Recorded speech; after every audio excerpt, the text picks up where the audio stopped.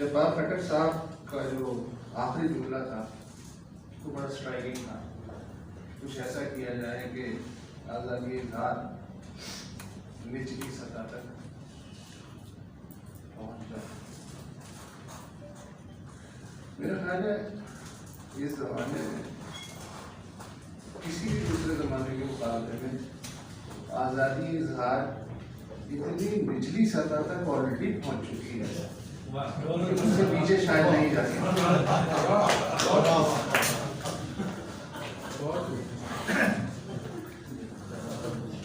फिर हम चेहरे से या अपनी बॉडी लैंग्वेज से कितने भी रुच्चे बदमाश सही, लेकिन अंदर से सीधे साधे और शरीफ लोग हैं। हम अब तक ये समझते हैं कि आज़ादी इज़हार जो है वो कोई देता है। हमारे जुमले ऐसे होते हैं, आज़ादी इज़हार मिलनी चाहिए, तो हम आज़ादी इज़हार का मुतालबा करते हैं। अगर ध्यान से देखें, गौर करें इन जुमलों में, क्या ये जो हम अपनी तवानाई खर्च करते हैं कि आज़ादी इज़हार हमें कोई दे या हमें आज़ादी इज़हार का मुतालबा करते हैं, इन जुमलों का कोई अमली मतलब है भी? हमें इस पे सोचना चाहिए। दुनिया में जितनी भी आज़ादी पिछले 7000 साल में हमारे हिस्से में आई हैं, उनमें से एक भी हमें नहीं मिली, छीनी गई है। वो आजादियां जिन्हें हम फॉर ग्रांटेड समझते हैं आज, कि मसलन इस गए गुजरे जमाने में भी हम बोल सकते हैं। क्या औरंगजेब के जमाने में हम इस तरह बोल सकते थे? या उससे पहले फिरौन को फिरौन ही इसी लिए कहा जाता है। तो उस जमाने में कितने हजार लोगों ने अपने सर उड़वाए होंगे, तब जाके हमें ये आज़ादियां मिली जिन्हें हम आज अपना पैदाइशी हक समझते हैं और फॉर ग्रांटेड लेते हैं। हम उनकी शायद कदर भी नहीं करते। अच्छा, हमारे साथ डबल जुल्म हुआ है, जो किसी ने नहीं किया, हमने खुद किया है।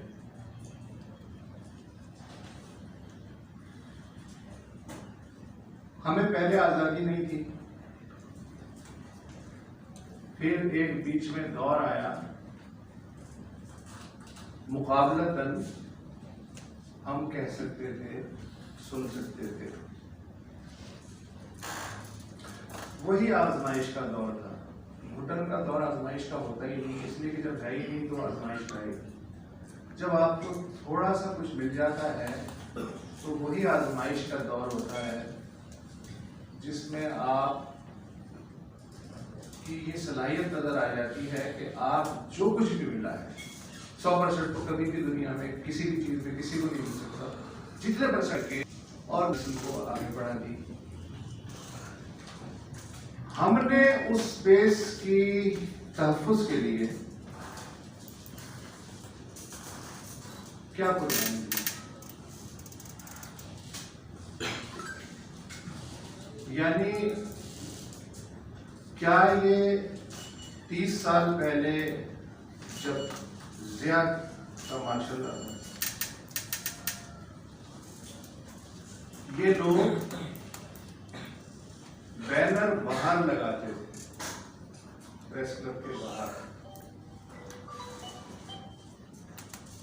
अब तो ज़िया का मार्शल भी नहीं है, अब तो कोई मार्शल भी नहीं है। अब हम जितने भी एहतजाजी बैनर हैं उनका जरा बाहर जाके रुख देखिएगा, प्रेस क्लब की बिल्डिंग की तरफ है। वेज बोर्ड अवार्ड पे अमल किया जाए, प्रेस क्लब को मुखातिब कर रहे हैं। सहाफियों के साथ ज्यादतियां बंद की जाए, कैंटीन को मुखातिब किया जाए। ये एहतियात तो हमें किसी ने नहीं हिदायत दी थी, किसी भी इंटेलिजेंस एजेंसी की मेरे जहन में कम से कम ये हिदायत नहीं है कि साहब आप बैनर जरूर लगा सकते हैं, लेकिन उनका रुख जो है बराबर बिल्डिंग की तरफ रखिएगा, सड़क की तरफ ना कीजिएगा। अगर ऐसा है तो मुझे बताया जाए। तो कुछ तो हम अपना तहफ़्फ़ुज़ नहीं कर सके उन आज़ादियों का। दूसरे ये कि सिद्दीक बलोच की जनरेशन ने मुझे एक अमलन तरीका सिखाया बगैर कुछ बताए हुए अपने किरदार से। वो तरीका क्या था? वो तरीका ये था कि देखो भाई, जबर तो कभी खत्म नहीं होने वाला, उसकी शिद्दत में कमी हो सकती है, जबर की और कदर की लड़ाई हमेशा चलती रहेगी। अब उसमें आपका हुनर यह है कि आप किस तरह सरवाइव करते हैं और किस तरह अपना स्पेस क्रिएट करते हैं। ये मुझे सिखाया सिद्दीक बलोच और उनकी जनरेशन ने। और सबक क्या दिया? सबक ये दिया कि जितनी भी सख्ती हो, ये मान के चलो कि ये सख्ती हमेशा नहीं रहने वाली। जिस तरह हमेशा कायनात में सिवाय तगय्युर के कुछ नहीं रहता, इस तरह बुरे हालात भी और सख्तियां भी नहीं रहने वाली। उनकी जगह एक अच्छा दौर आता है, फिर कम बुरा दौर आता है, फिर कम अच्छा दौर आता है, फिर बुरा दौर आता है, फिर तारीख दौर आता है, फिर रोशनी आती है। तो उसमें होना क्या चाहिए कि आप हवा का टेम्परेचर चेक करते रहें। अगर आपको ये हुक्म दिया गया है कि बैठ जाओ, बैठ जाओ, लेकिन थोड़ी देर बाद उसको हतमी हुक्म की तरह अपने अंदर मत उतारें। थोड़ा सा उठ के चेक कर लें कि क्या मैं अब इतना उठ सकता हूं। और जब उस पे भी कोई ये ना कहे कि बैठ जाओ, तो थोड़ा सा और उठ जाएं। और हो सकता है कि आप खड़े हो जाएं और कोई कुछ भी ना कहे। लेकिन जब हम इस बात को मान लेते हैं कि एक जो ऊपर से हुक्म आया है वो हतमी है, तो उसके बाद फिर हम रेजिस्ट करना छोड़ देते हैं, रेजिस्टेंस के बारे में सोचना छोड़ देते हैं।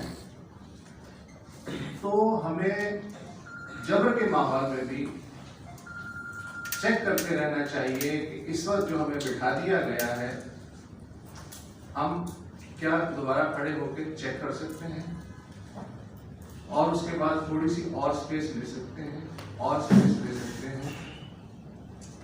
इस तरह बहुत सारी स्पेस हम दोबारा हासिल कर सकते हैं।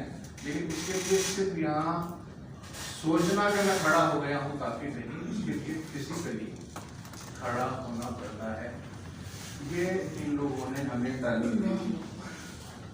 सिद्दीक बलोच की जात की अगर मैं बात करूं तो ये एक अजीब ही शख्स थे। बल्कि मैं इनको कहूंगा कि गुलाम अली के बगैर ये आधे लगते थे।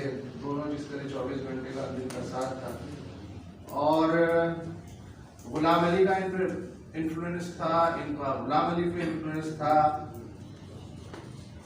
इसके बारे में हम सिर्फ अंदाजा लगा सकते हैं। लेकिन दो बेहतरीन रूहें एक साथ रहती थी।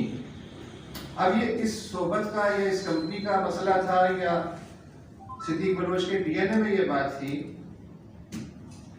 कि मैंने उन्हें, मेरी हसरत ही नहीं कि मैं उन्हें कभी गुस्से में मुंह से झाग निकालते हुए या जज्बाती अंदाज में देख सकूं। मेरी ये हसरत कभी पूरी नहीं हुई। इतने ठंडे मिजाज के आदमी, अच्छा ठंडे मिजाज के आदमी हो सकते हैं, बहुत से हो सकते हैं, जिस तरह गर्म मिजाज के हो सकते हैं, ठंडे मिजाज के भी हो सकते हैं। लेकिन वो जो ठंडा मिजाज था से और सिगरेट की भट्टी से गुजर के इंसान में आती है, वो ठंडा मिजाज सिद्दीक बलोच के यहाँ मैंने देखा। और वो सिर्फ बिहेवियर में या व्यवहार में नहीं था। बलूचिस्तान में अगर आप उनका काम पढ़ें तो उसमें भी आपको फैक्ट्स नजर आएंगे, एनालिसिस नजर आएगा, फिगर्स नजर आएंगे, इंटरप्रिटेशन नजर आएगी, लेकिन कोई नारेबाजी या जज्बातीपन नहीं नजर आएगा। उनका काम जो किताबी शक्ल में है या वैसे भी जो उन्होंने लिखा।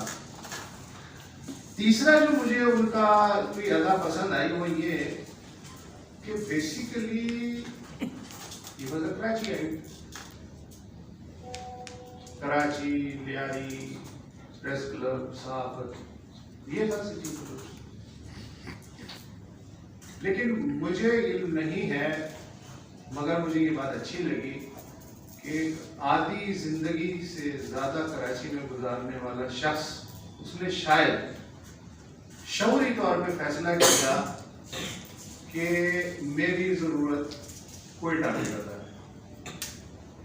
और फिर वो कोयटा शिफ्ट हुए और वहाँ अपने हिसाब से जितना भी काम कर सकते थे प्रोफेशन से, कमिटमेंट के साथ वो करते रहे। ढोल ताशे के बगैर वो रुखसत हो गए। शायद इसीलिए हमें आज ज्यादा ही याद